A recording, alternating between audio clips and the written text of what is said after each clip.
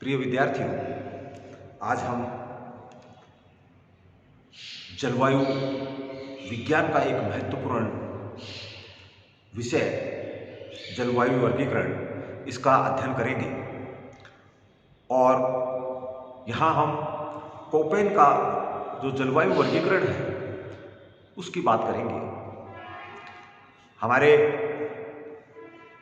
विश्व की जब हम बात करते हैं तो कहीं हमें ज़्यादा तापमान देखने को मिलता है, पूरे साल भर हिमाच्छादित क्षेत्र होते हैं, कहीं वर्षा के वन पाए जाते हैं, कहीं उष्ण मरुस्थल, कहीं पठारी भाग, कहीं तटीय भाग। तो इस प्रकार विभिन्न प्रकार की जलवायु हमारे पृथ्वी पर पाई जाती है और इसका वर्गीकरण करने का काम कोपेन ने किया और इन्होंने जलवायु वर्गीकरण को मुख्य रूप से 1900 से 1936 तक इन्होंने वर्गीकरण से संबंधित योजनाएं प्रस्तुत की और उनमें संशोधन भी प्रस्तुत किए और जलवायु वर्गीकरण करते हुए कोपेन ने मुख्य रूप से वनस्पति, वर्षा और तापमान, इन तीनों को आधार मानते हुए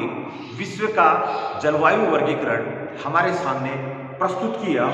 क्योंकि इन्होंने बताया कि किसी भी प्रदेश की वनस्पति, तापमान और वर्षा का समग्र सूचक होता है।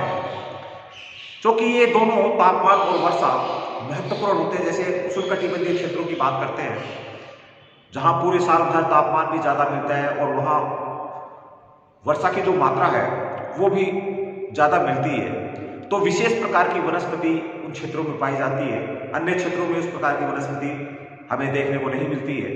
तो इस प्रकार वनस्पति, तापमान और वर्षा का समग्र सूचक होता है और इन्होंने जो जलवायु वर्गीकरण हमारे सामने प्रस्तुत किया उसका जो आधार था वो डी कैंडल द्वारा विश्व का जो मानचित्र प्रस्तुत किया गया उसी को आधार बनाकर कोपेन ने अपना जलवायु वर्गीकरण प्रस्तुत किया। और कोपेन ने जो जलवायु वर्गीकरण हमारे सामने प्रस्तुत किया उसके जो मुख्य आधार थे तापमान, उष्णता आदि को इन्होंने आधार माना और इसी आधार पर इन्होंने अपना जलवायु वर्गीकरण प्रस्तुत किया। तो यहाँ तापमान की सबसे पहले अगर हम बात करते हैं तो तापमान के आधार पर कोपेन ने, क्योंकि कोपेन का जो जलवायु वर्गीकरण है इसमें कोपेन ने अंग्रेजी के बड़े अक्षर और छोटे अक्षरों का अपने वर्गीकरण में इस्तेमाल किया है। उनको अलग अलग प्रकार की जो जलवायु है उनसे उनको संबोधित किया है। तो यहाँ हम तापमान की बात कर रहे हैं। अंग्रेजी के बड़े अक्षरों में इन्होंने तापमान के आधार पर 6 जलवायु प्रदेश इन्होंने बताए। ए उष्णाद्र जलवायु, बी शुष्क जलवायु, सी मध्य अक्षांशीय आर्द्र समताप जलवायु, डी शीतल उत्तरी वन जलवायु, ई टुंड्रा जलवायु और एफ हिमाच्छादित जलवायु, जहां पूरे साल भर बर्फ जमी रहती है। और इसी आधार पर जब हम शुष्कता की बात करते हैं तो शुष्कता के आधार पर इन्होंने अंग्रेजी के जो छोटे अक्षर हैं उनका प्रयोग किया और उनके आधार पर जैसे एफ पूरे साल भर पर्याप्त वर्षा होती है इस क्षेत्रों में, एम मानसूनी प्रकार की जलवायु, यहाँ ग्रीष्म काल में वर्षा होती है, एस का मतलब शुष्क ग्रीष्म काल। भूमध्य सागरीय जो जलवायु है या भूमध्य सागरीय जो प्रदेश है वहां पर इस प्रकार की जलवायु पाई जाती है। डब्ल्यू शीतकाल शुष्क, यानी शीतकाल में यहां इन क्षेत्रों में बारिश नहीं होती है। एक्स अधिकतम वर्षा वसंत या ग्रीष्म से पहले, जो वर्षा होनी है वो वसंत काल में या ग्रीष्म से पहले संपन्न हो जाएगी। और तापमान को उप आधार मानकर इन्होंने अंग्रेजी के छोटे अक्षरों को इस्तेमाल किया, A, B, C, D, G, H, I, K, L, N, P, U और V। इनको मुख्य रूप से, जैसे हम A की बात करते हैं, अधिकतम जो तापमान है 20 डिग्री सेंटीग्रेड रहता है पूरे साल भर का जो औसत तापमान है। B की अगर हम बात करते हैं, वहां पूरे साल भर 22 डिग्री से कम तापमान रहता है, यानी औसतन जो तापमान है वो 22 डिग्री सेंटीग्रेड से कम होता है। C की बात करते हैं तो औसतन जो तापमान है, शीतकाल का जो तापमान है वो -38 डिग्री सेंटीग्रेड से अधिक रहता है। D की अगर हम बात करते हैं, औसत रूप से 38 डिग्री सेंटीग्रेड जो तापमान है वो सबसे ऊंचे महीने का तापमान। G गंगा तुल्य जलवायु, जैसे हमारे गंगा के मैदान में इस प्रकार की जलवायु पाई जाती है। H 18 से अधिक, हर महीने में 18 डिग्री सेंटीग्रेड से अधिक होता है H में। I में 5 डिग्री सेंटीग्रेड से कम तापमान यहाँ देखने को मिलता है औसतन। K का मतलब 18 डिग्री सेंटीग्रेड से कम तापमान। L 10 डिग्री से 22 डिग्री सेंटीग्रेड तापमान बना रहता है। N का मतलब कोहरे की अधिकता, उन क्षेत्रों में कोहरे की अधिकता पाई जाती है। P का मतलब कभी कभी कोहरा आता है। U ग्रीष्म काल के बाद सबसे ठंडा महीना आता है। और V का मतलब पतझड़ काल। तो इन्हीं को भी आधार मानकर तो इन्होंने तीनों जो आधार है उनके आधार पर इनको मिलाते हुए, इनका समूह बनाते हुए इन्होंने जलवायु वर्गीकरण प्रस्तुत किया। और अब अगर बात करते हैं आर्द्र जलवायु की, एक प्रकार की जलवायु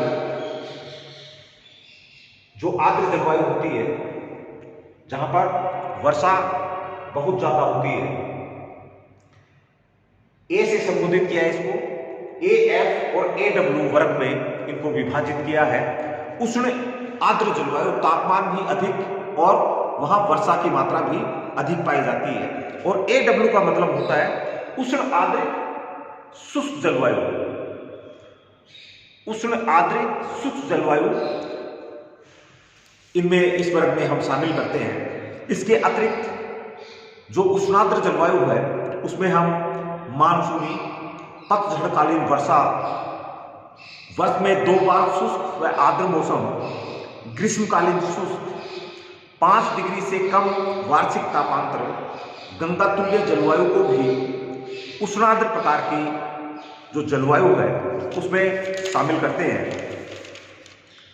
शुष्क जलवायु की अगर हम बात करते हैं, इसको B से संबोधित करते हैं।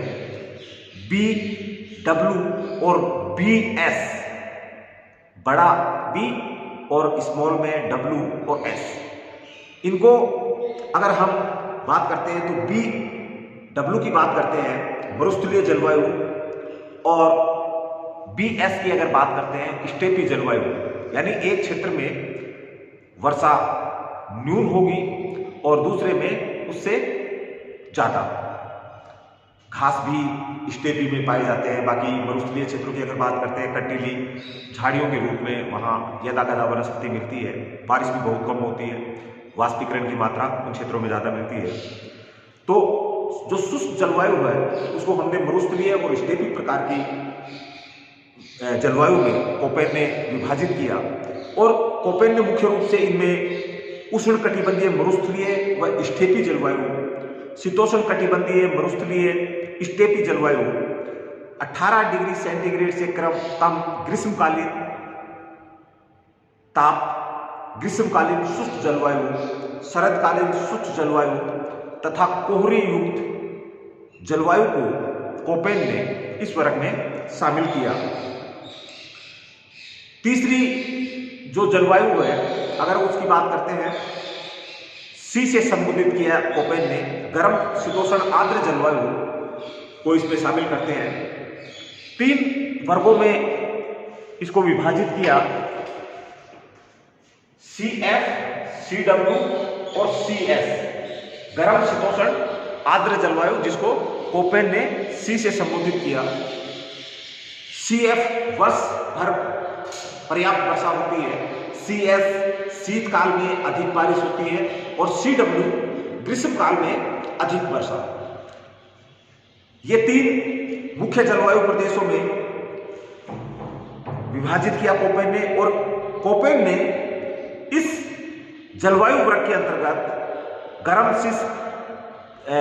ग्रीष्मकाल, शीतकाल, शीतल व अल्पकालिक ग्रीष्मकाल, बसंत या ग्रीष्म के आरंभ में अधिक वर्षा, कोहरायुक्त जलवायु को भी इस वर्ग में, सी वर्ग में शामिल किया। चौथे अगर वर्ग की बात करते हैं, शीत हिमीय वर्गीय जलवायु, जिसको कोपेन ने डी से संबोधित किया। इन क्षेत्रों में कोणधारी जो वनस्पति है वो मुख्यतः मिलती है। डी वर्ग को DR और DW से कोपेन ने संबोधित किया। शरतकालीन वर्षा DR और ग्रीष्मकालीन वर्षा DW से इन्होंने इनको संबोधित किया। ध्रुवीय जलवायु को कोपेन ने ई से संबोधित किया और ध्रुवीय जलवायु को कोपेन ने ET और EF यानी टुंड्रा तुल्य जलवायु और हिमाच्छिद जो जलवायु है उसमें कोपेन ने विभाजित किया। तो इस प्रकार कोपेन ने 6 ये आधार मानते हुए जलवायु वर्गीकरण के, इनके आधार पर उप विभागों में जलवायु का वर्गीकरण, इनके आधार पर जो अंग्रेजी के छोटे अक्षर हैं इनके आधार पर इन्होंने जलवायु वर्गीकरण हमारे सामने प्रस्तुत किया। कोपेन का जो जलवायु वर्गीकरण है थोड़ा कठिन जलवायु वर्गीकरण, लेकिन फिर भी जलवायु वर्गीकरण के लिए इन्होंने आधार प्रदान किया और इस वर्गीकरण में कुछ ऐसे दोष हैं जिनकी हम बात करते हैं।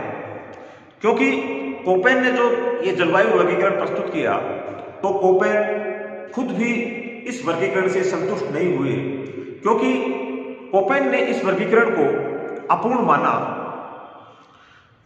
दूसरा, कोपेन ने मौसम के जो विभिन्न तत्व हैं उनको जलवायु वर्गीकरण का आधार नहीं माना।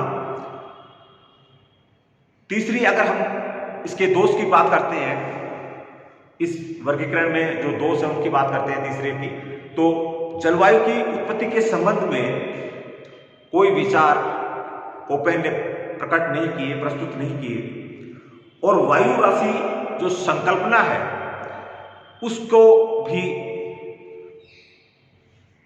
विचार कोपेन ने नहीं किया। तो कुछ दोष होते हुए भी कोपेन का जो जलवायु वर्गीकरण है बहुत अच्छा वर्गीकरण कोपेन महोदय ने हमारे सामने प्रस्तुत किया, जिससे कि हम विभिन्न क्षेत्रों की जो जलवायु है उनकी स्थिति को हम समझ सकें, उनको मालूम कर सकें। धन्यवाद।